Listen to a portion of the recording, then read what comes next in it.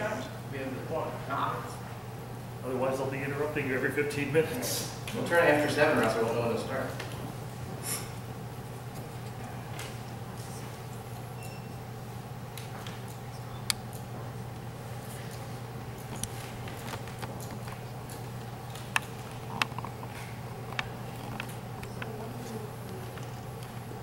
I'm a local guy.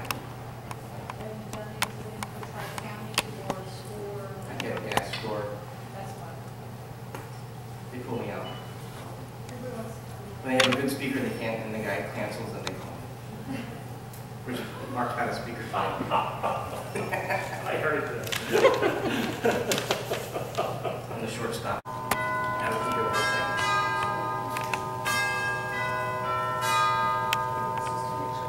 You know, a centerfold or a poster child of bonds are. He's never lost any money. A couple years ago, he had a fund that went down. And they didn't know why, but the fund waggled a little bit, you know, a bond fund.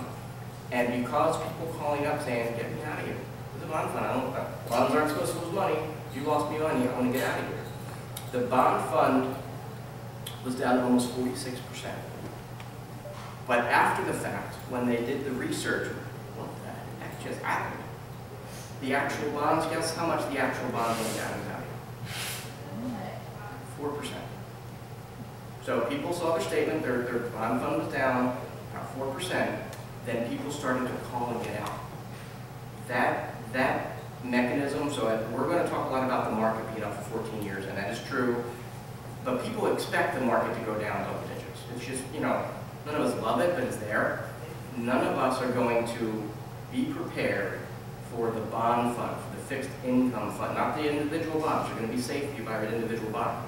But if you have a fund that owns a lot of bonds, and a lot of people in retirement, 60-40 becomes 40-60, and they only have 40 in the market, I'm going to be safe, they have 16 bonds, you now have two things that used to be non-correlated, meaning they used to not go in the right direction. Correlation breaks when you need it the most. 9/11, everything was down. Other than maybe gold, everything was down, and if you looked at the textbooks, well, according to this, my bonds are supposed to be up today when the market's down. The textbook isn't going to repay you because they're wrong. And they haven't updated some of these textbooks in 50 years. And so back in the day when you really couldn't easily get into a bond fund or get into a bond or get into a mutual fund, our phone now, you can buy something in Asia today. Right now, the market's open, you can do it. So the liquidity and the quickness in which you can move money is good, but it comes with a caveat. It means we're going to have more volatility faster than we ever had before. Add to that, all of us with our 401ks.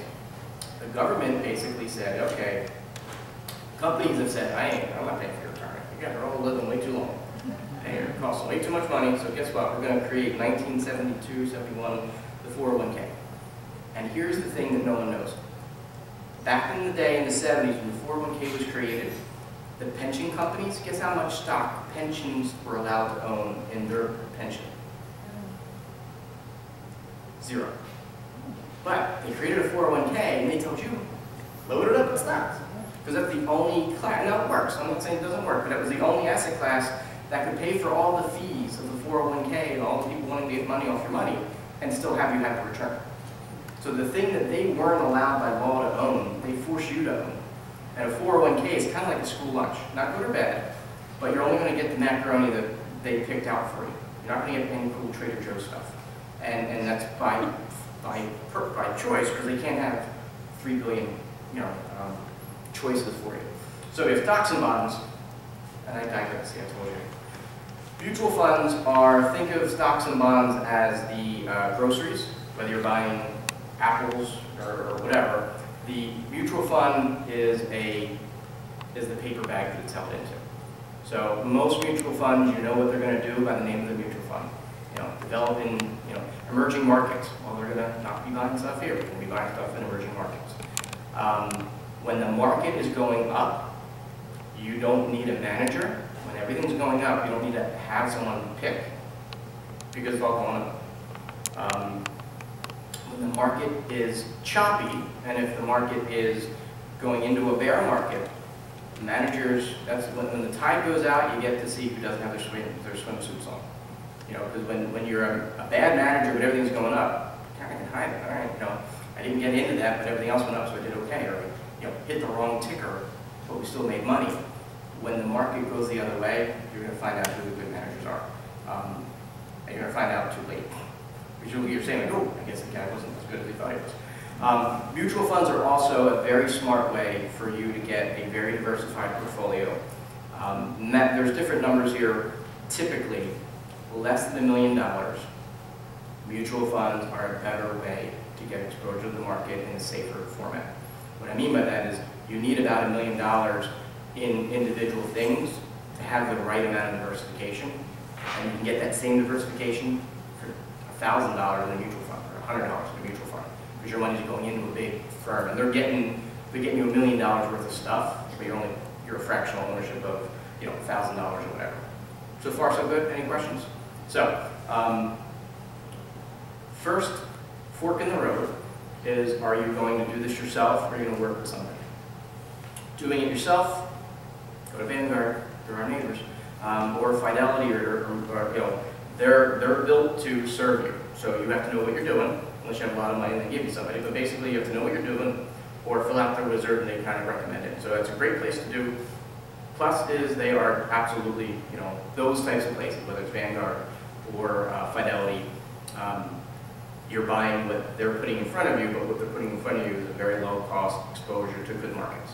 You're not gonna lose any more money using them, but if you buy the wrong thing from them, you're gonna be in the thing that goes down. If you work with somebody, there's basically two ways to work with an advisor, and we're going to pretend that you're still in this world where you're buying a stock bond or a mutual fund. The first way is a commission.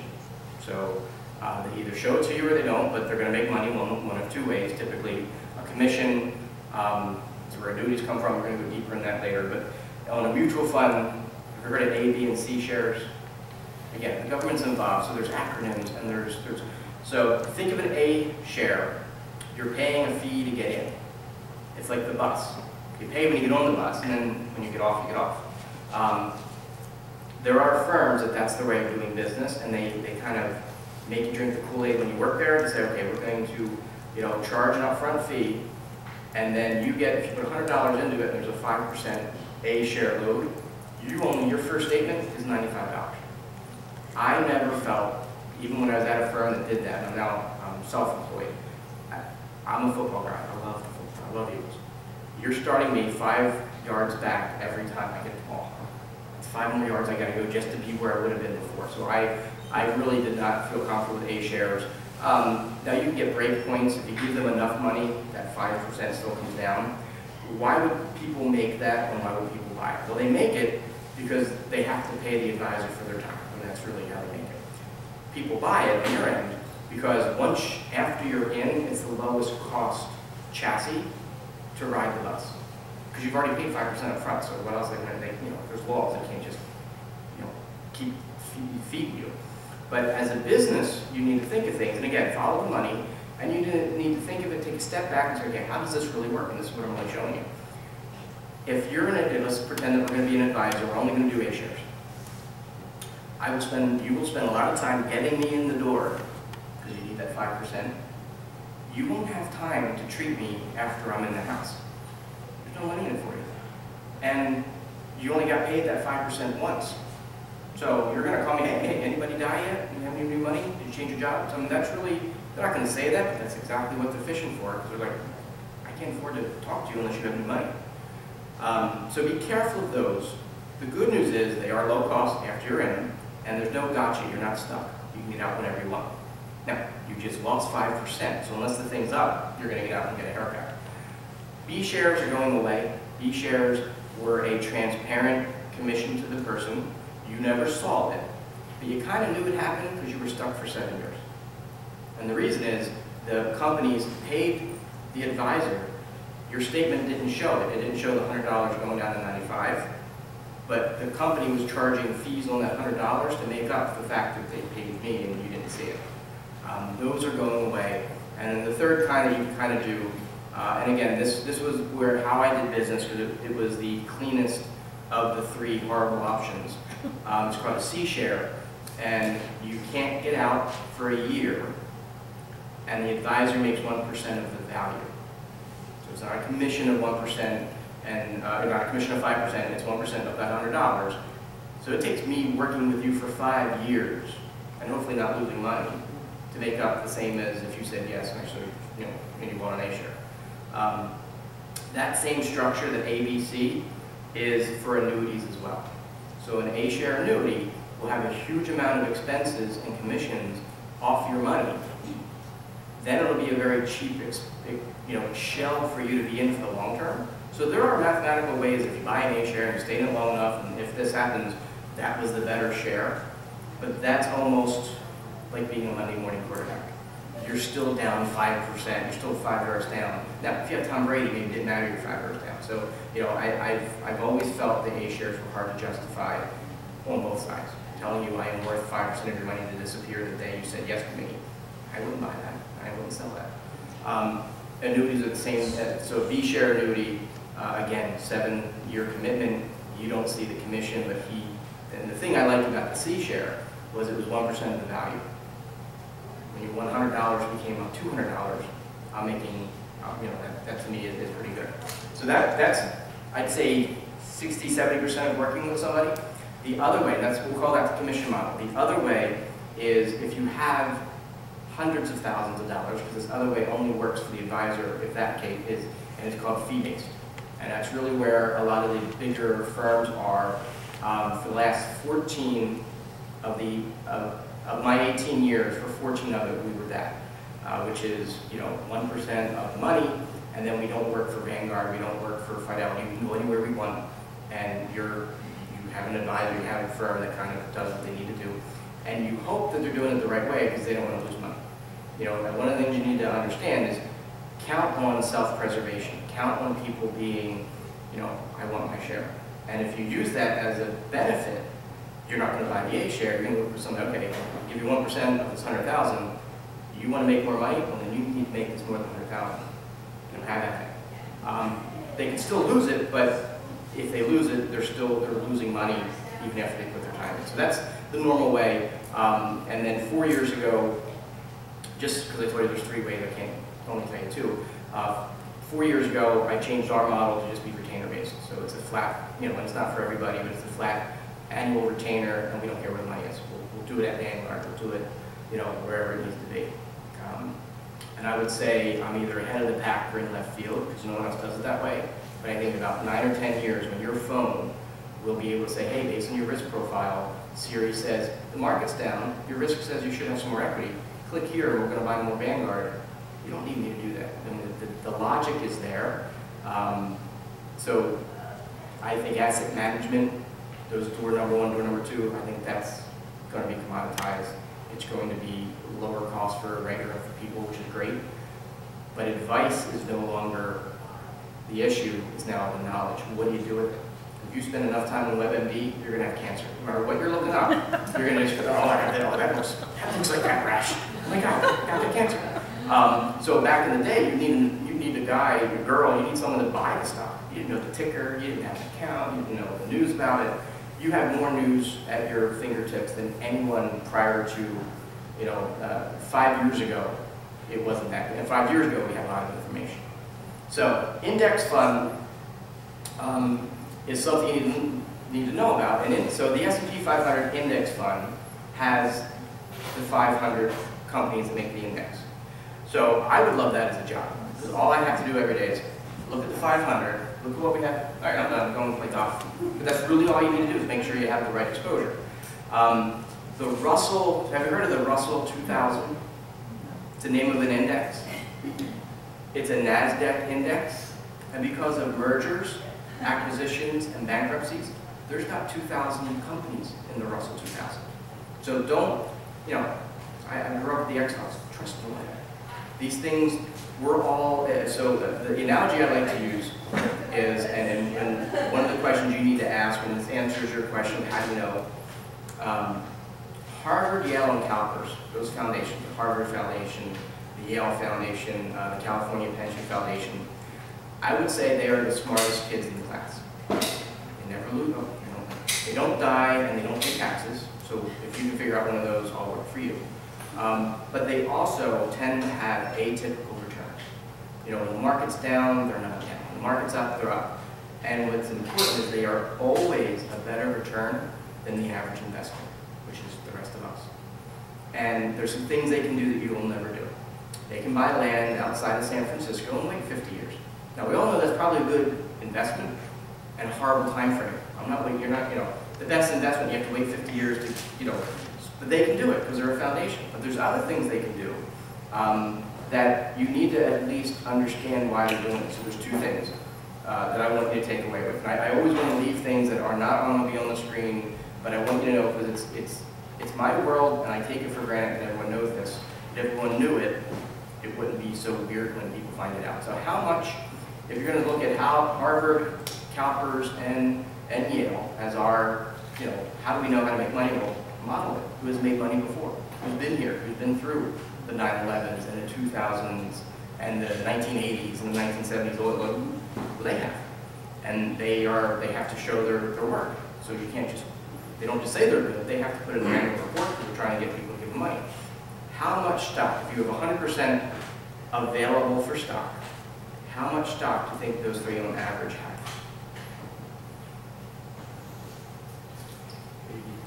80? 60. 60? Anyone want to go higher or lower? 51. 51? 70, on average, 75% of their endowment is not in the stock market. The smartest kids in the class. Now the rest of us are figuring out at the casino, do we put on Black 4, do we use the Cleopatra machine? I hear this one's pretty hot, they have Wheel of Fortune, let's go do that. We're all discovering with a lot of knowledge which game at the casino is going to be right for us. And the smartest kids in the class aren't even at the beach. So there's two things about that. One, 70% of their money is in things that are not in the market. Two, that means 30% of the stuff is in the market. You want to know what they're buying? It's in their annual report. It won't be real time. Like they're not going to tell you, hey, we're going to buy into this. But you can see, okay, they got Amazon. Well, maybe Amazon's not, I'm making it up. You got to look and see what they're doing. But that's probably a good beginning to figure out, not where you could put money, because everyone's going to have an answer, and their answer is always going to benefit them. It's where should you put money. And then you have to put the caveat of, I'm not an endowment. I can't buy land outside of San Francisco and wait 50 years. But there's themes in which they're doing, and you say, oh, they're doing this, they're buying storage, or whatever it is they're doing. Again, I'm using this as an example. You can then say, okay, if they're doing it and all three of them are doing it, probably you should have some exposure there. Does that make sense? So one of the things that I'm scared of is we have, if you look at what all of us own, and let's say you had, you know, a little bit of every mutual fund, we're all fishing with that money. We're all in the same about 6,000 stocks, different amounts. And we had a client come in from, I think it was a DuPont director, and a $4 million portfolio, you know, it was all his 401k, spent his whole time there, and all in mutual funds. And we do analysis, and he was diversified, because he had 62 mutual funds.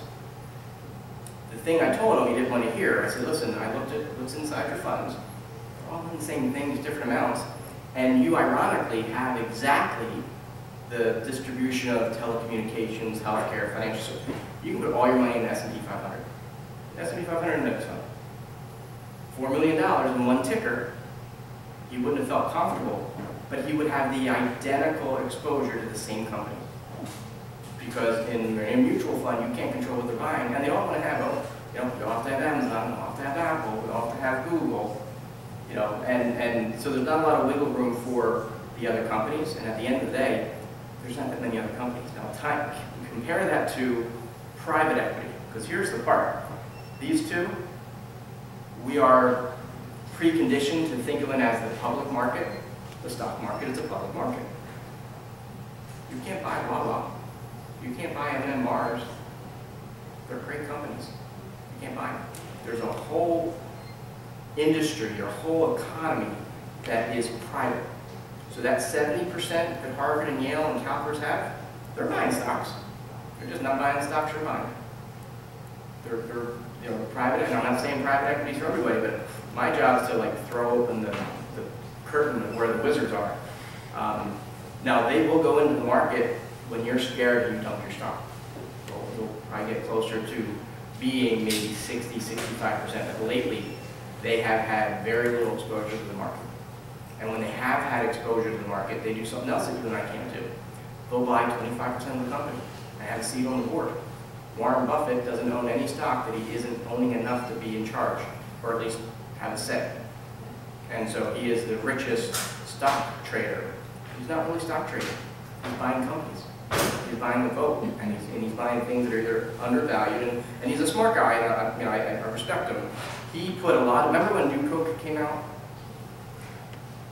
And the younger guys don't remember this, but when New Coke came out, it was just assumed that Coke was going to go belly up, because no one liked it. And prior to New Coke, it was like 50-50 between Coke and Pepsi. But Pepsi was, you know, younger, new generation, it was sweeter. So they took old Coke off the market, they bring out new Coke, and the stock went to you know what, and Warren Buffett bought billions of dollars of stock of Coke. And they asked him after the fact, because if you remember how it played out, they didn't forget how to make Coke. But we just all ran out and bought a ton of Coke because we thought it was coming off the market. That didn't hurt them at all. It was the best decision anyone's ever made, and I think still that it was a racket. I think they did it on purpose. I think we were, you know, we hadn't been excited yet like we are now with things like this happening all the time, but it was a great bad decision. But they asked Warren Buffett after the fact, how did you know this was going to happen? He's like, I didn't. But they didn't forget how to make it. 45,000 people at the time worked at Coke. None of them wanted to lose their job. And Americans like sugar water. He's like, that was his thesis for putting billions of dollars into Coke. And what he really, and in the article goes a little deeper, it wasn't just about Coke as the soda. It was the Americanizing of Coke. Coke was an American. It was, you know, it was special to drink Coke overseas. It was American. Apple has a piece of that now. People like what Apple, you know, represents. So unless you know, so that was a thesis, but he put so much money that he made sure that Coke, that he was on the board. He said, all right, guys, where's the recipe? We know we still have it. Let's start making that. And for a short time afterwards, that 50-50 split went 70-30 to Coke's favor, because you can't get a rum and Pepsi. And don't take and the other thing that I think we've learned now, and Americans will love something the second you say you're going to take it away. Fill in the blank, whatever you want to do, say you're going to take it away. Well, that's my favorite Coke. What do you mean? I haven't had it in 15 years. That's my favorite. Don't take it away. And I think you're going to see, continuing to see, a lot of things in artificial drama of taking this away because they know we're going to go buy it. That's just my 2 cents. So far, so good. Index funds are cheaper than mutual funds. All right, so annuities. Think of it as an annuity is a mutual fund with an insurance wrapper. So if an insurance company and a mutual fund company had a hot date on a Friday and got hooked up, they would make an annuity. Mark, make sure you're going to fix this one. It's post-production. So there's 3 major types of annuities. One for income, and we're going to go a little deeper because you need to understand. One for income, one for growth, and one for protection. Let's go through each of these. The income one will be exactly what you were told. It's going to go up no matter what. And it usually goes up 5-6% a year or whatever the market makes. And what happens is, let's say we put $100,000 in and the market's down for the next 5 years. Because they promised you 5% a year for the next 5 years, they're going to owe you $130. They will pay you only one way. So even when you're in the money, put $100,000 in, the market took it down to 90, but your statement said, hey, if you got it, it's 90, but because we promised you X%, it's worth 150. You know, it's not a bad deal. Give me my 150. They're going to say, okay, monthly. And they're going to pay you all that 150, but your 90 is what they're going to pay you out of the first. So when they give you $10,000, your 90 is now 80. So the analogy I want you to use, that I used to explain it to my mom, was the annuity is, the money you put into the annuity is the water you put in your well, that you put your money in. They're going to promise the well at a certain amount, or that they're going to promise that you're going to be able to turn on the spigot at a certain amount. And it's based on how much money that guarantee has grown to and your age.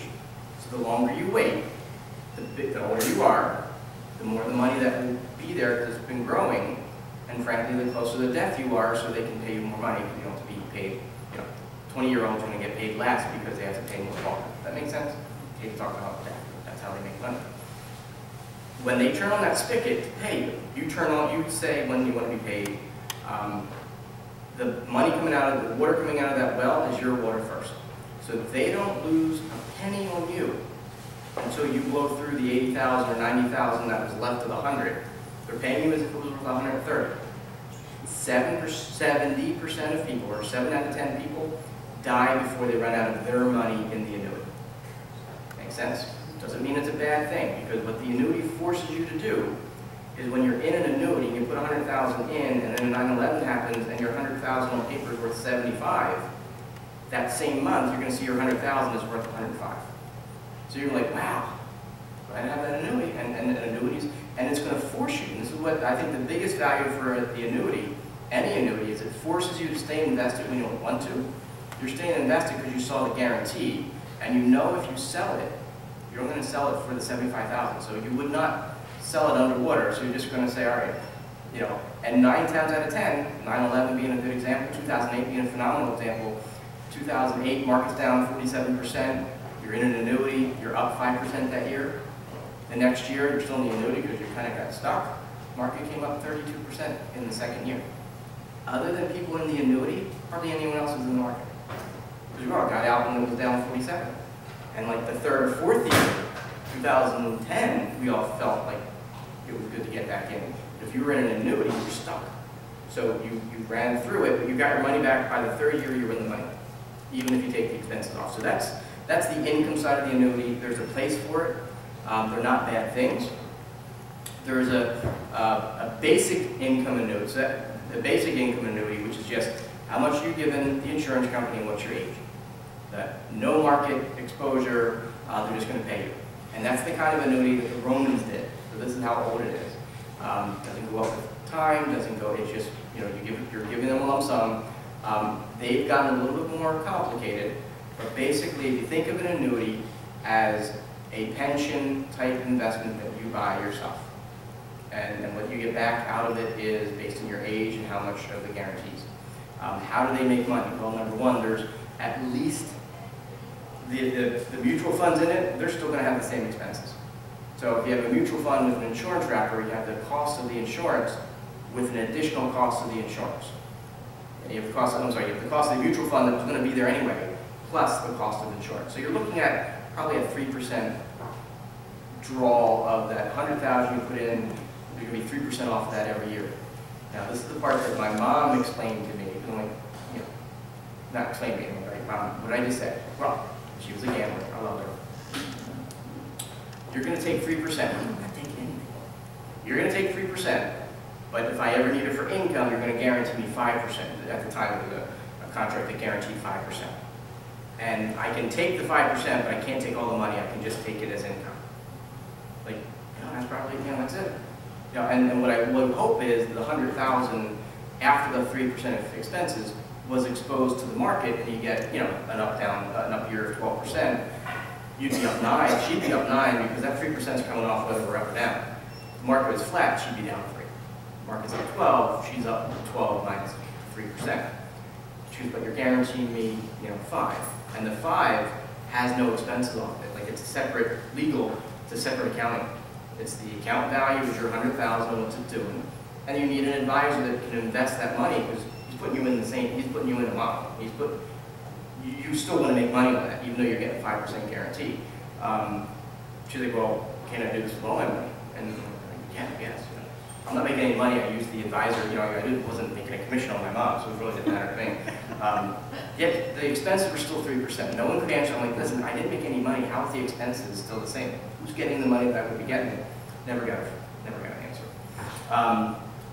So, real estate investment trusts.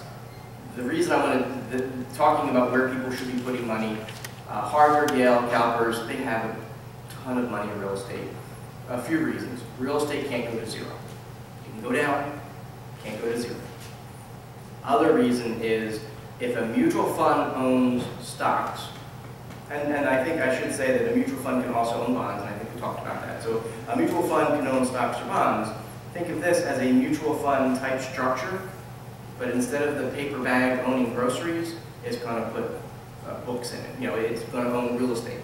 Does that make sense? Does anyone own a REIT in any? So you can buy REITs just like a mutual fund, $1,000, you know, and the name of the REIT, just like with the mutual fund, will be the name of what they're buying. So it could be multifamily. Well, they're not buying grocery stores, they're buying apartments. There's a lot of attention to storage. Americans like their junk. And there's a lot of opportunity, and we're seeing it in Phoenixville. That's Sterling's storage right by the McDonald's over here. One of the reasons they were smart to build that is they looked at all the new permits for new apartments. We see them all the time. And so if you're in an apartment building, apartments in Phoenixville don't necessarily say huge amount of space for all your junk, so you need to go get storage. And the thing with storage, if you're a landlord, you pay every month, and if you don't pay, I sell your stuff. And I rent it the very next day. And you're never calling me about your leaky toilets and the, you know, and some of them are air conditioned, but other than that, it's a low maintenance. You get some kid at minimum wage, and now a lot of them are using apps on your phone. As long as you're paid for it, you use your phone to open up the storage. They know that you're there, and they don't let you open it if you haven't paid. It's all computerized. So you can get very specific in REITs, and you can do it in a way that you know, should complement your risk profile. I'll walk you through, you know, some tools that we're going to share with you. So qualified and non-qualified, again, I wish I would have made these, you know. Qualified money is your 401k and your regular IRA. We were all given a Kool-Aid that says when you're in retirement, your tax rate will be higher or lower. What were you told? Lower. But what were you told though? Lower. Lower. And we all know that ain't happening, right? Like no way is that happening. It already has started not to happen. So if you were a farmer and I was the IRS and I gave you a choice, I could tax you on your seed or on the weight of your seeds, or I could tax you on the weight of the harvest. Which one would you pick? Right? Because the seed would be less weight than the harvest. That makes sense? We all got bamboozled with the put all your money in the 401k and get the tax deduction. You basically got a tax deduction on the value of the seed, on the weight of the seed. And now hopefully, you know, on average, it takes 7 to 8 years of even being in a crappy investment for it to make money, as long as it's not a, you know, an end run. But if you're in a mutual fund, you're going to make money in about 7 or 8 years, no matter when you bought it. So 30 years later, in your 401k, you're about to retire, the amount you put in is this. The amount it's worth is this. Uncle Sam knew it. They counted on it. And we all want the tax deduction. Sadly, we switched CPAs because this other guy gave you a bigger tax deduction. That's, you know, if you were to have an honest conversation with a CPA, you'd be like, yeah, they really should be doing a Roth. They really should be doing these other things that aren't immediate tax deductions. But we don't think that way, and our bodies don't allow us to organically make those right decisions. So if you have a 401k option at work and you're 7, 8 years away from using the money to the 401k option, put on your big boy pants and don't get the tax deduction, because then that money, right now, money and qualified, there's a few gotchas. The plus is you get the tax deduction. The downside is when it comes out, it's 100% taxable, which is going to suck because if you need $1, you got to take $1.27 out, maybe $1.30 to get the dollar. Number two, you don't take it all because your wife or your spouse, without any real repercussions, but your kids, if you're over 70, so if you don't take it all, if you don't need it all and you're over 70 and a half, you have to start taking it. Uncle Sam wants their taxes. They just gave you a free ride and they're getting their money one way or the other. So they're getting it from you because you're over 70 and a half and you're required to take it out. Or they're getting it from your kids who just inherited what you didn't spend. And if you are a beneficiary of a $100,000 IRA and you don't do any thought and you just cash out, that year you have to have $100,000 of taxable income to your other income. So even when I get an inheritance, it was literally like, well, I don't want this right now. You know, how old is Dad's age? What's my age? So, you know, it's not the I'm leaving you a nest egg. Oh no, you leave me a tax headache. I'm not going to have much of a nest egg. If I take it all, now my tax bracket's going up, and I'm paying taxes on things that I didn't get from you. Shoot. As a beneficiary, they do an RMD Yeah. based on the wage, that's how you. Yeah, so you have to stretch it. So at the end of the day, the downside is, if you're inheriting the IRA, you don't take it. You don't take it as a lump sum. Someone, including the people giving it to you, should say, listen, yes, you can take it tomorrow, but you really shouldn't. And so that's, none of that happens with a Roth or in the 401k option as a Roth. You don't get the tax deduction, still grows tax-free like it does with a 401k or regular IRA, but when you take the dollar out of a Roth, put it in your pocket. No one else has their hands in your pocket. And none of the tax law changes affect that. Here's the catch. Outside of the 401k, there's an income limit to the Roth, and there's a maximum amount you can fund the Roth. And the maximum amount is like $6,000. So, and usually the people that can do a Roth, they can't do a Roth because they make so much money they're not allowed to do it. Or they have $20,000 they want to put away for retirement, they can only do 6. So it is definitely a threading the needle type of thing. One thing that is good about the 401k is you're not capped at that 6% cap if you have a 401k that lets you do a Roth option. So far, so good? Can't even look at the clock. So qualified, non-qualified just means, did you get money? Is there a tax benefit?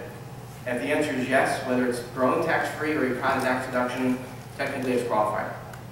Everything else is considered non-qualified. So your checking account at work, your individual or joint investment account, it's all non-qualified. You pay taxes as you make it.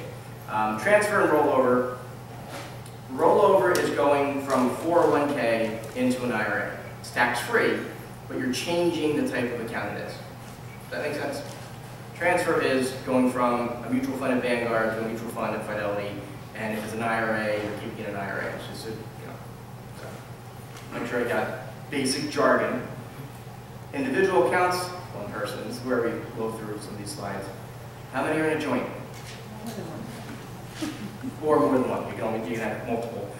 This is the big one. So this is free advice, and it's something you should ask for. It is free. You don't need a lawyer, and they typically don't offer it because it's an extra piece of paper. Transfer on death takes a regular account that's not qualified. So your IRA, your 401k, has your named beneficiaries. And it's been through to the Supreme Court that the named beneficiaries on your 401k at work or your IRA or any account trumps your will. So there have been ex-wives of 30 years ago that got husband's 401k when the new wife, the real younger kids, got nothing. And the answer was, it was a contract. So you check the beneficiaries. If you still like the people in your beneficiaries, great. If you don't like them anymore, they're not in your life anymore, get them out. Transfer on death is for regular accounts. So an IRA, you have to have a beneficiary. An individual or a joint account, there's no real beneficiary added to it. It goes into your will. You can have a transfer on death added to it for free from the account. So it's at Vanguard, you do it at Vanguard. If it's at E-Trade, you do it at E-Trade. And what it does is it adds a beneficiary to a regular account that doesn't normally have a beneficiary. Make sense? No trust involved, it's contract law, nothing. So should you do that at a bank? Did you see my stuff? Oh. I will get there. At a bank, I think it's here. So the answer is yes, but at a bank it's called payable on death. Okay? Again, it's free, and they typically, not typically, but it's rarely ever brought up because it's an extra sheet of paper they're not paying for. Does that mean if you have a child on one of your accounts, that they don't have to pay an inheritance tax once they get it? It avoids probate because it's a beneficiary. Now, don't go crazy. Let's pretend that everything in your estate has either a transfer on death or a POD or it's an IRA and has a beneficiary. So let's say everything in your estate goes out of your estate when you die because you thought you were outsmarting everybody. Don't, because your estate still has bills and now you have no money in the estate to pay the bill. So your executor has to be like, well, I can't take this back. and it becomes a headache. Now, your house can't really have this, your house has to have legal documents. So we're talking things with a dollar sign that are cash or investments. You can add a POD or a TOD. Lawyers won't tell you about it because it doesn't need them. Your accountant people usually won't tell you about it because it's extra work they don't get paid for. And I'm neither of those, so I can tell you exactly how to do it. We talked about an IRA, Roth IRA, if you can do it, do it. If you can't, but you can do it at work, do it at work. Your taxes will go up because you're not getting the deduction. But when you need $1 in retirement, you don't have to take $1.30 out. You can get the dollar out. Yeah. If you wanted to transition from a regular IRA to a Roth IRA, what would you say is the time frame you really should have to make that be worthwhile? So one good thing with 2008 was how bad it was. And it was so bad that the government said, all right, for the first time in history, we're going to say you don't have to take your RMD. And this is potentially a future thing that will happen again if another horrible thing happens again. They said we will allow you to convert your money from a 401k or an IRA or a regular IRA into a Roth. Do it in 1 year. So let's say you do it with $100,000. The government at that one point in time said you can do it today, and over the next 2 years, you recognize a half and then the other half. So when you do a conversion of $100,000 today, you get into a Roth at $100,000, and then that year you have to show $50,000 of income. So normally, and this is still how it is today, anything you convert shows up as income the year you convert it. So if you have unemployment, if you got a job that's salary and commission, you didn't sell anything, so if it's a lean year for you as income, definitely take a look at maybe that's the year where you convert some of your IRA into a Roth. If all you have is a 401k, then you have no control. The rules of the 401k provider, your job, they determine whether or not they let you do any of this stuff. And a lot of times, they don't want this to be different for everybody. They're trying to make it cheap for them to manage and cheap for them to manage. So they're not going to let you have a lot of bells and whistles as if it was your own money. They also, that's one of the reasons why the limits of your 401k, you only will have 10, 20 mutual funds. Again, it's the school lunch, and they're going to give you pizza, but it's not going to be the pizza you like, it's going to be the pizza they let you have. Make sense? All right. So if you are an employer, not an employee, if you have your own business, you can look at SEPs and simple IRAs. And again, this is a government program, so it's artificially complicated. There's entire Google wizards to figure out which one you need. And I'm not going to get into that. For most of the room, it doesn't matter. But if you have your own business and don't want or have a 401k, or you're a one-man shop, a simple or a SEP is a way that you can kind of be a small business 401k. And we talk about 401k. So any questions so far? I want to talk about stuff that wasn't on there. Yeah?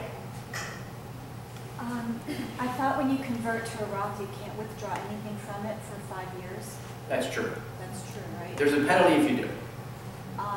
What if you are the beneficiary of a traditional IRA and you inherit it and convert to a Roth? Is it the same rule that you could not withdraw from that for 5 years?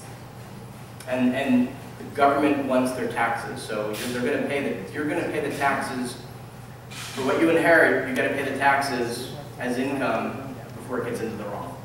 And you only And have how many years to spread that out? It's the year up. Because that 2008 was only a 2008 thing, it's the year up. So you decide how much you want to spread. So without the government saying at some future time that, if the government says this again, it just means that we have another, let hit the fan again, and they're trying to, entice people to convert because they pay taxes on it. But only the smart rich people did that, because the people that really needed their money weren't also going to just add income to their now income tax. But they also allowed the RMDs to be postponed. So if you, wanted to save the money and not take money out of an RMD, because the thing with the RMD, the market was down 47%, and then if you had to take the money out, you're taking out of a basket that's 47% at the worst case, but double-digit down at the worst time. So by allowing you not to take it, because in reality, if the market was down and you have other places for money, you would choose not to take it from the account that's down. With the RMD required, you don't have that choice. And one of the things that we tend to, if you can do this, and it's a common common sense isn't common practice. We tend to want to have clients have a year's worth of money for their RMDs in cash the year before.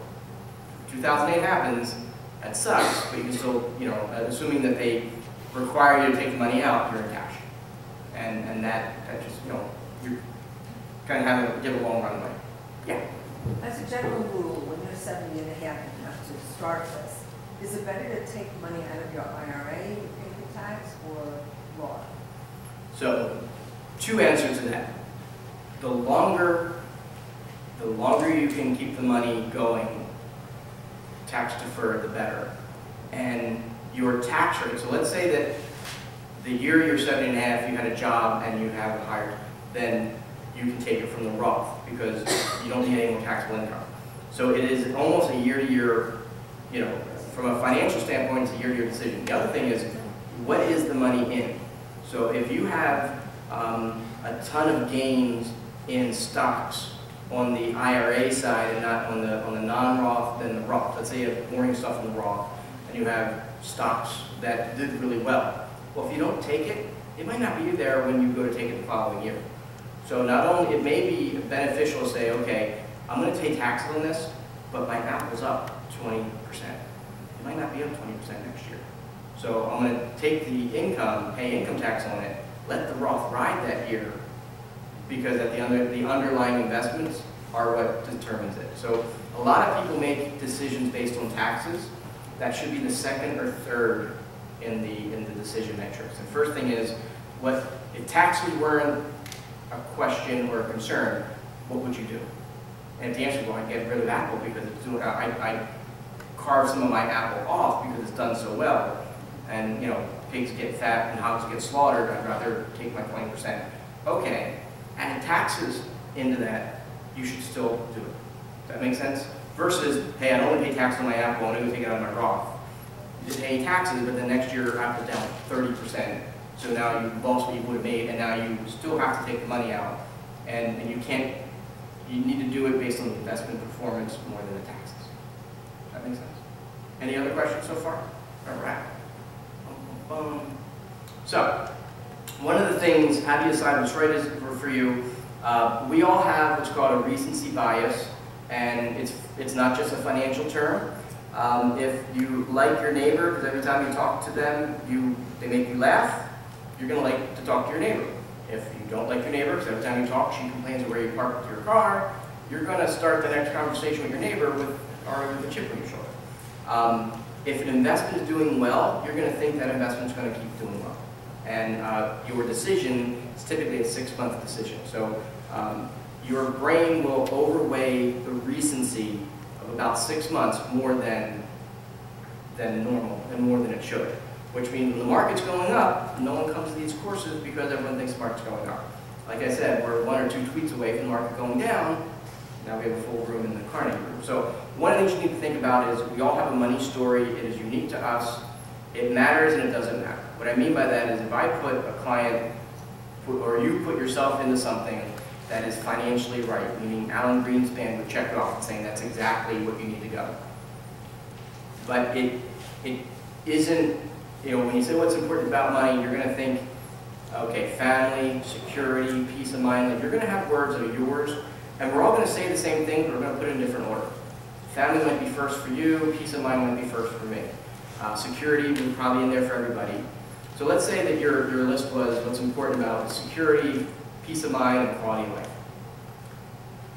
If you're in an investment that somehow violates any of those three, even though you don't know it's violating it, you are more likely to pull the plug on it. So I had a couple come in. He was, you know, we all can picture him, the type A executive. I always call him my Jack Welch's, you know. And the wife wanted to be here. He didn't. And I asked what's important to you, and she said family, you know, peace of mind, security, blah blah blah. And he was like, this is BS. I'm not doing this. Like, all right, I need to know what your story is. So he cheats off of her and says family, peace of mind, and quality of life. I'm like, listen, you don't need to be here. I don't need to be here. I can give you the gift of time. This hour that we set aside, you can have it back. Go have coffee. I'm not going to waste your time out. It's like, all right. I mean, let's try, and I never had anything go this far off the rails this quickly. So I said, all right, let's stop. Where did you guys, what do you do for a living? He's like, I'm a manufacturing rep. Like, what do you sell? Anything. Anything I want. Okay. What's your territory? Anywhere I want to be. Okay. Where did you go for your honeymoon? Got in the car and went left. Okay. I'm like, so what's important about money to you? He's like, freedom. Like it was, the energy in the room changed. Like that was his. He was 56 years old. He didn't know. He didn't realize. He never. You know, it's not necessarily a normal question people ask. He didn't know that was the thing that had determined his entire life. And the second thing was he didn't want to pay so many taxes. So the reason I'm telling you this is if we didn't put a plan, or you don't have, if that's important to you, if you have a plan that somehow violates that, even if you don't know it free, though, ask yourself this. I don't need to know the answer. You need to know the answer. But ask yourself what's important about it, and then what's important, and kind of go through it. It's almost like a Maslow's hierarchy of your values. So long story short, we did everything for him. We did with the lawyer, did the whole state. So Uncle Sam, as legally as possible, had the least amount. And we did the life insurance that needed to be happening. We signed all the paperwork, and it never came back to the office. So we checked FedEx. We signed for it. So I call him up like, listen, I don't care if you do this, I got my stuff together. I got my will, I got, you know, you don't have to do this, but you paid the lawyer, you know, we're going to do this. And by the way, here's the freedoms that you're not going to be able to have. Uncle Sam's going to get this, not your kids. And I could have. I went like this, I didn't go like that. Message received. He hung up. So my office was like, is he going to mail it? I'm like, I don't know. That's kind of weird. He lives 2 hours away. 2.5 hours later, he's at the office. Also right. So you really need, and I wasn't doing it for that, it's not a Jedi mind trick, but you really need to know what's important to you, because you will pull the plug on yourself, even if you were on the right track. And it's a personal decision, everyone's answer is different. So if freedom is important to you, you can't be doing for all your money, a 7-year annuity that has no liquidity. Because your body's going to be like, whoa, you know, and it's going to be, you're going to know you violated this probably too late. Because you're going to feel it when you get the statement, you're like, I don't feel secure. You know, what do you mean I can't get my money out? So that's important, that's something that you want to do yourself. The second thing you want to do is, what do you want to do for your money? So a good question I like to ask is, what's next? What do you mean? It's your IRA, what's next? It's going to be, I need it, or I don't want it. I want to go to my kids because of money. So you need to ask yourself what's next for each of the accounts. If you know the day you're going to die, then you can have the perfect estate plan. And we just have to figure out how much you want to leave. But we don't know that. So you need to ask yourself what's next, because that will really let you know, okay, what's next is I don't need this for 10 years. And no matter what the market does, you're going to be fine as long as you're not stupid at some point between now and the next 10 years. If it's, I'm 70 and a half in 10 years, and I want to have a really good retirement, there's 3 phases of retirement. There's the go-go, the slow-go, and then the no-go. And in some cases, they get incrementally more expensive, although the go-go, the first phase, is where you want to be spending more money because you've just spent the whole life to have this time, and hopefully you have health and your spouse and everything. Risk is a big thing, and this is where I call shenanigans on the industry. It is politically correct and actually industry standard to ask you your risk, what kind of risk investment you are. Ask you a number question with a word as an answer, meaning, what kind of investor are you? I'm aggressive. What the hell does that mean? And the reason they do it, I think, is because they have some CYA. Well, aggressive to me means this, and you know. So I'm going to share with you a URL where you can get a score. It's for you, it's not for me, I won't even see that you're there. But basically what you want to do is understand your risk as a number. What percentage loss are you comfortable with in 6 months? That 6 months is important because of that recency bias. You are going to make decisions based on the last 6 months. And if you only use that as part of what you are deciding, you're going to make bad decisions because you're using just 6 months as a frame of reference.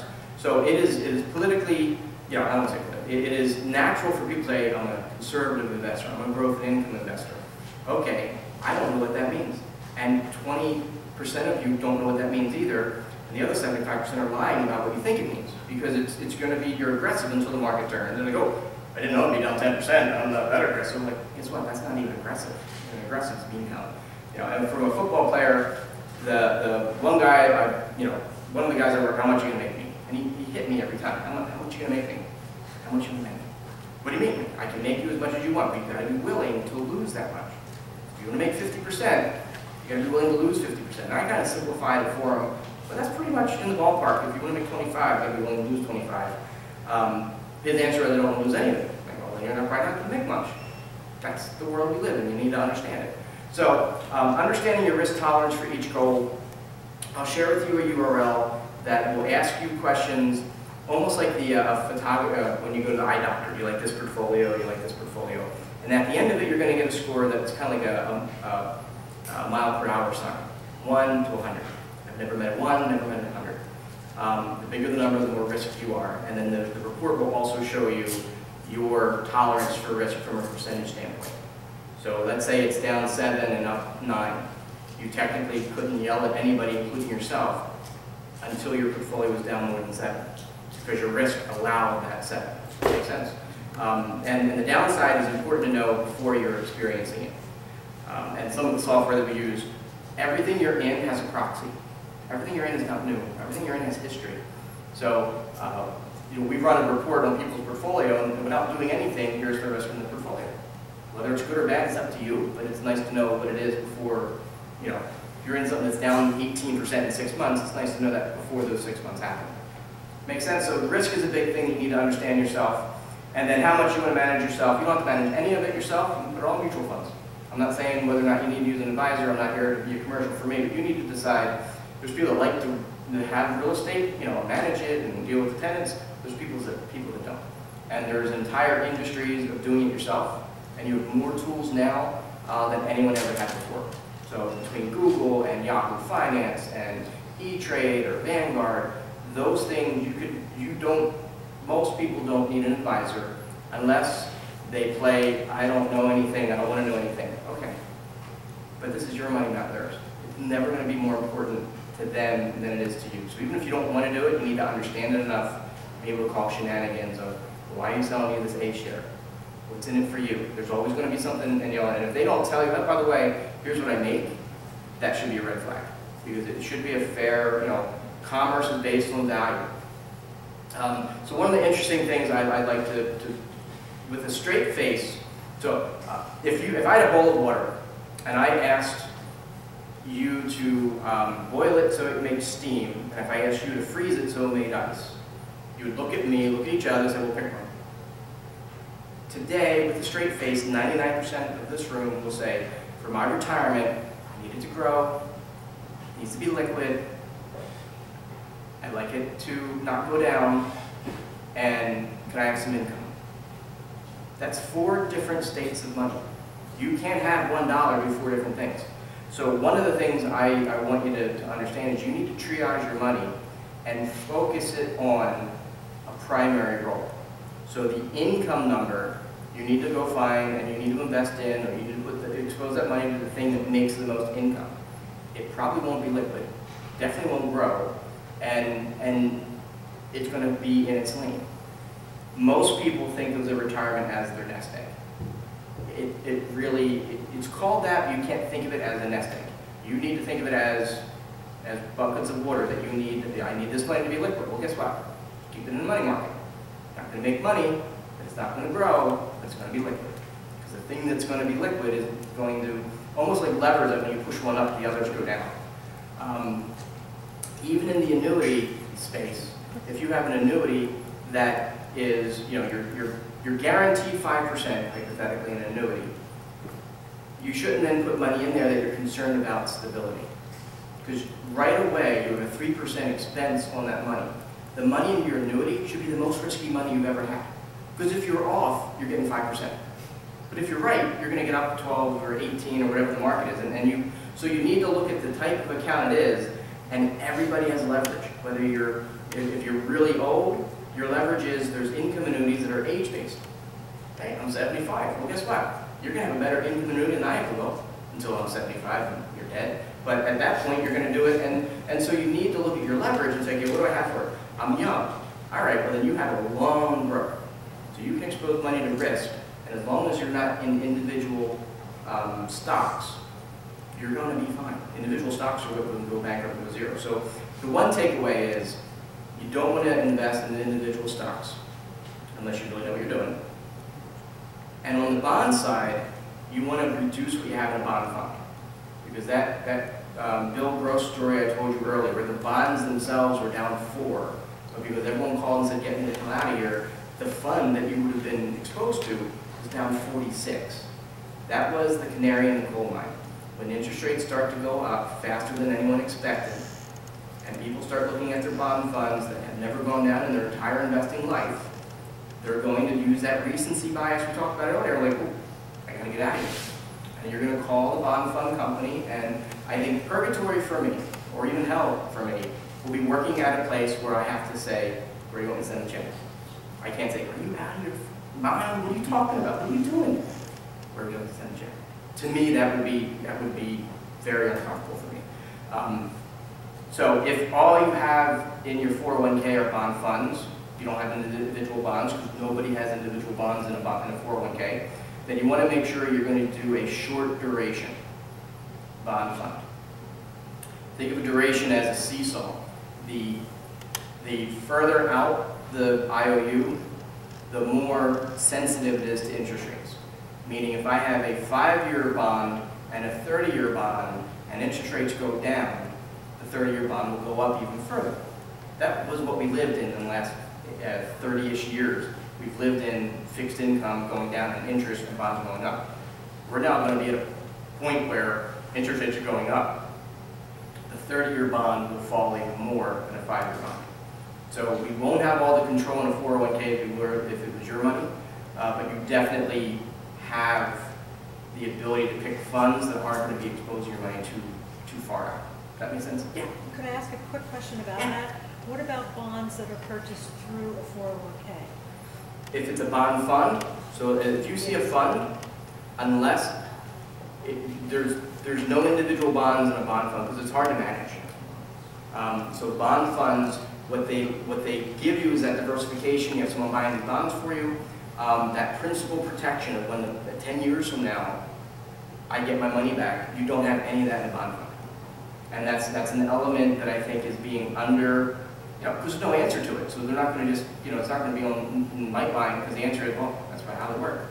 But we're going to find out that's how they work when everyone's like, well, my bonds are down, I'm going to get out. And usually the answer is be a long-term investor and stick with it. If interest rates are going up, there's no stick with it, because the bond that you didn't sell today will be worth even less tomorrow when the next person calls to say, I want my money back. So if you think of it another way, the door to get out of the bond room is smaller than the amount of people that want to get out.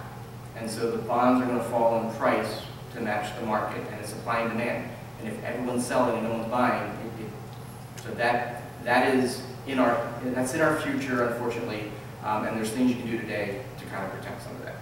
What other questions do you have? I want to make sure I answered all the questions that was there. And I promised you a link and then I didn't show it to you. So that is, it goes to a website that third-party software I bought, licensed. It's going to ask you for your name. I don't care what you use for your name. It's going to ask you for your email so that it can mail a report to you.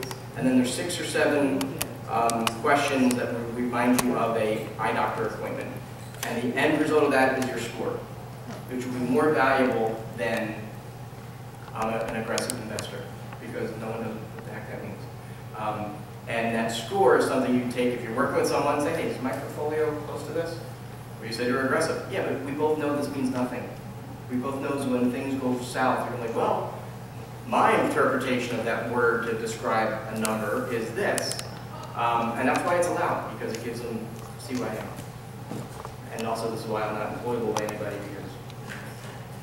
because. So we talked about annuities. There's 3 basic types. They're not bad.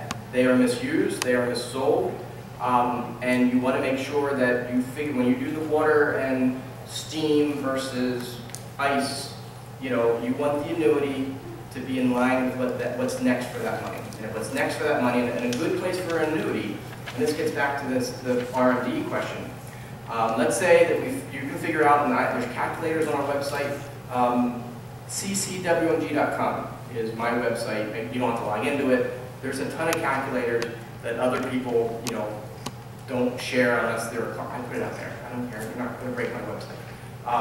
There's calculators out there for everything. There's videos about everything. Better for you, there are no videos of me on there, so you'll be like, some guy with a radio voice talking about it. But when it comes to the annuity, you need to make sure that you ask what's next for that money, and the annuity should complement what the answer is. One of the tricks is, if you, let's say that you figured out that you have a $6,000 R&D starting when you're 70 and a half. You can back into that. Okay, if I want that R&D to be guaranteed, you can back in and say, okay, how much do I have to put in the annuity so that it gives off the R&D? That way, when you're forced to take the R&D, it's guaranteed money. And when you run out of water in the well, that's when the annuity company loses money, which is exactly what all of us want. We want the annuity company to lose money on us. Because that's just how we are competitive. So that's the annuities. Where, when, how, I would say Harvard, Yale, CalPERS. Their annual reports are public. You can read them, and they're understandable because they're talking to their donors.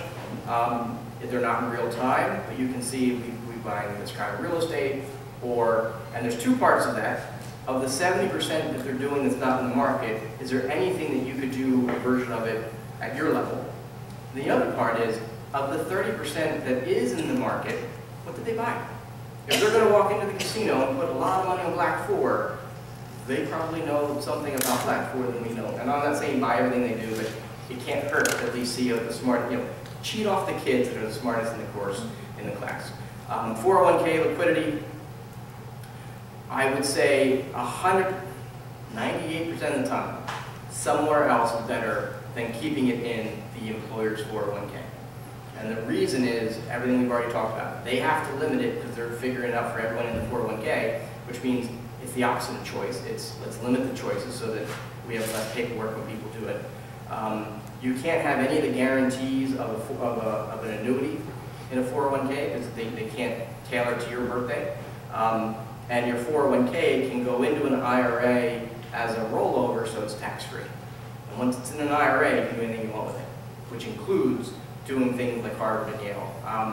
And if you ever thought that how many think the rich get richer because they know things that other people don't know? Raise it. So if you don't think that, you might feel it.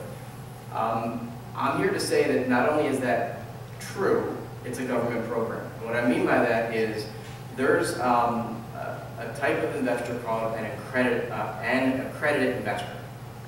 It's $1 million in net worth or $250 of income, $300,000 if they're married. If that profile if someone has that profile, they're allowed to see a menu that the rest of us can't see. My own father, I couldn't do things for him as I could for a complete stranger because he didn't check those off. And there's reasons for it that I think are good, but there's also reasons for it that I think are cliquey, for lack of a better term. The idea is a lot of these things are similar to what the CalPERS and Harvard and Yale do, so they're not very liquid. No, they're not 50 years waiting for land in San Francisco. And they assume that if it's not liquid, that you have to be, if you have those numbers, the million of net worth or $300,000, that you at least have sophistication. Just because you make $300,000, I know idiots that make $300,000. I think we all do. But the government says, no, as long as you're an idiot, but you make $300,000, you're allowed to see the investments. So you can Google accredited investments, and you'll see a different world. If you hit the Powerball, you're not going to have mutual funds. You're not going to have index funds. You're not, because someone's going to get in your face and listen, psst, you can see these things, you can do these things. And they're not new. They're actually one of the oldest types of things that are out there. So if you have those numbers, God bless you, and Google it, because if you don't have the type of investments that you're allowed to have, at least you should know what's out there. And they're things that you're never going to have in a Vanguard account. Like it's a completely, it's Trader Joe's to Acme. I mean, you're gonna, the thing you're going to get at Trader Joe's you didn't even know existed and I can't live without. That's where if you have these numbers up, and a lot of people don't have those numbers. I'm not here to tease you about, but you need to know the spectrum of stuff. because you can still be, the information's out there. Google accredited investments, you'll see things out there, like, oh, I didn't know that even existed. And that's part of why I give these talks out there. So what to do with the RMD? A few things from a short answer. One is you could get an investment that gives off enough income to satisfy the RMD, and then that should give you some space mentally to have the other money in growth. Because what happens is if you need income and the money's all in that one bowl of water and the market goes down, which I don't think it would surprise us that that's probably what's next, is the market going down after it's been up for 14 years, or up for 30 years if you're talking about the bond market. If you're taking money out and the market goes down and it's an RMD, you still have to take that money out. So start to triage your own bucket. I know it might be one account in your head or one 401k, but you need to have purpose that's broken into income. Reserve also goes by the oh crap account, or I forgot to tell you account, or by the way account, and that could be money market. It doesn't have to be anything special. Then you have growth, and then you can do what we'll call the longer term strategies, whether it's real estate, whether it's alternative, but something that's not just stock market. You can do those things in that order. When your income taken care of, because that's all that matters in retirement. Then your reserve, then growth if you have any left, and then there are people that never get out of that top bucket. There are people that all they have has to be in something like an annuity because they don't have enough to risk, and they don't want to risk what they already have, and they need income. Well, the annuity was built for that. And so the right annuity will really check off all the right things. The other thing I would ask is if you're working with someone, if they work for a company and all they can show you is that company's things, you need to question how likely is that company going to have the best things. You know, Vanguard's good, but they're not going to have the best everything. You know, and all the other companies are all good, or else they won't be, but they're not going to have the best of everything. So if you're going to work with a person or a team, make sure they have choice. If they don't have choice, you ain't got choice. Make sure to say that. All right. Best strategy for the bull ending. All right. So I don't know when the market's going to turn. It might be another 12 years. Highly doubt it. So what I would say is with new money. So let's talk about where do I put money today. There's a barbell scenario. One end of the barbell is super safe.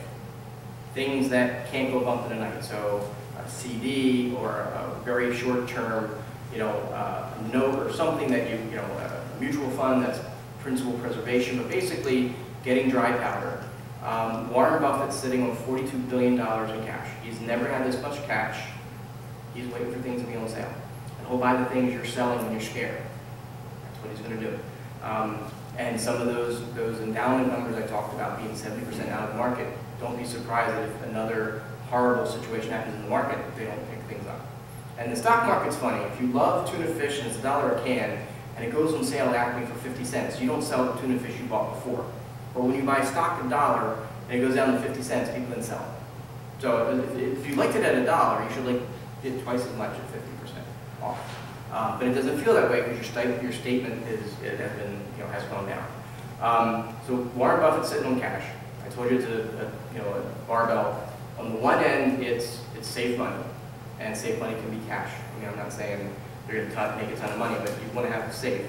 Then the other thing that we do is I don't put $1 into something that doesn't have a value add component.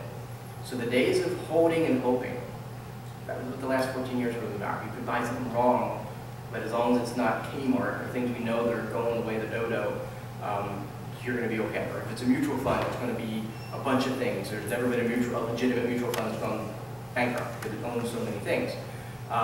So if you can get into an investment that has a value add component, so what would that look like? Google things like private equity and see if there's mutual funds that you can get access to. Private equity is not the 6,000 stocks that everyone's buying, it's the 600,000 companies that are at the top of the funnel, that Mars is in there, Wawa's in there, I'm in there, I'm not an investment. Anyone that has a private company is part of that 600,000, but you can get the cream of the crop and get like 60,000 really good companies that we know and see and probably shop at, but they're private. Some access to that, because if you remember Pretty Woman, Richard Gere, that was private equity, buying a company and breaking it apart. buying a company and laying everyone off and then hiring them back, but you broke the union, so they're hiring back at 70% cheaper. I'm not saying any of this is right, but financially, private equity doesn't buy a company unless they already know what they're going to do with it when they own it. That's a value add. The other thing is real estate. There's a lot of real estate value add, which is, you have a blank piece of land and you're going to develop it. That's value add. That's a little risky on that, but you could buy a you buy into a fund that turns around apartment buildings. A lot of the smaller multifamily apartments, you ask the person why they did it, and if it was in the family, that's how my dad did it. Ask your dad, if he was around, how do you do it? Well, my dad did it. That guy's around, ask me how he did it. I have no idea, just how he did it. And so companies are out there buying these family-owned apartment buildings and then running them like a business, which the family never did. And doing almost like flip this house at an apartment, at an apartment level. So as you move out, we fix the apartment. And there's one that we've used, and I called him like, well, if you need to fix an apartment, how do you get them to move out? Because you have to have an empty apartment to fix it. He's like, we tell everyone's rent's going up 10%, but if you agree to move into a fixed-up house, you get the rent at 10%, but you have a whole new unit. So then, you move the guy into the new unit, now I have your own place to fix up. And then there's a waiting list of people that want the new unit. If you're going to raise my rent, I want a new unit. So they time it so that, okay, your rent doesn't go off until you get the new unit, but you're moving out because the new unit's coming online. So it's on a unit-by-unit standpoint. So what I mean by that is, look and see, buying something and hoping. So we're talking just not an annuity, basically, what do you do with new money? There needs to be a thing that you understand and that makes sense, that they're adding value to the situation. Not just buying it because, you think it's going to go up. They have to have some economic engine to create value. They're the only two places I would say new money should go to right now. And it makes sense, because if you're adding value and a recession happens, you're still adding value. You might not make as much, but you're still taking something and adding something to it that should be worth more in the future. All right, that's it. And I gave you 15 minutes of extra time, and nobody fell asleep. That's value added. All right, value added. So I'm open questions, whatever you have. I have business cards. I have water I should be using. So part of this is for me. I talk at adult night school. My lights are on whether I get another client or not. So this is really part of our giving back. I'm on 5 nonprofit boards. I think givers get, and I think in a good way.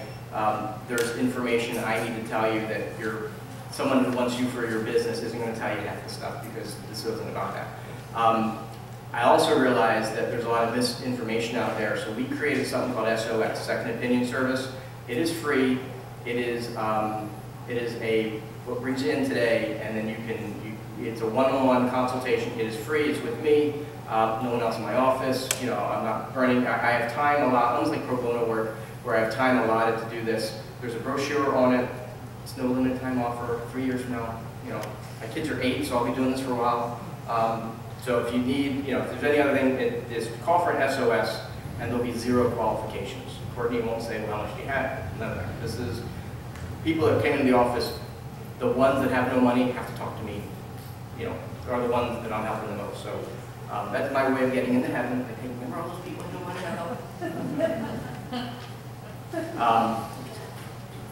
What other questions do we have? And we won't go this time, so you can leave. You're not going to be rude. This may be outside of this forum, but for that liquidity from the 401k, is it possible to split it when you leave the company? Like you absolutely should. So roll it you want to go from the 401k to an IRA, and within the IRA, there's probably nothing you can't do under that shell. So you can have from that IRA, you can have an E-Trade account, and you'll be rolling it into transferring it into an E-Trade account. You want to do a rollover into one account, and then you need to decide first fork in the road is, are you doing it yourself with the tools that are out there that no one else had, or if you're going to work with someone, is that because you can technically, depending on how you see it, if you are doing a web questionnaire on a Vanguard and they recommend X amount, I don't know if you count that as you're doing it yourself, or I count it someone else did it for you. Like, you're not paying anybody to do it, it's part of what you're doing. And there's nothing wrong with that. So the first thing is, you can do it, and either do it all yourself or use these websites that are out there that are built to help you give them your money in a good way. Or do you want to work with someone? Then you have to say, okay, there's 3 doors. There's door number 1 with the commission, and we're all thinking that it's better for me or you when you're telling me something has a commission on it. The fee-based side, the second door, they tend to be on the table at hundreds of thousands of dollars. There's not going to be a fee-based guy that will do it for $2,500 because he can't. I mean, 1% of $2,500 in a year doesn't cover the amount of time the phone will call you.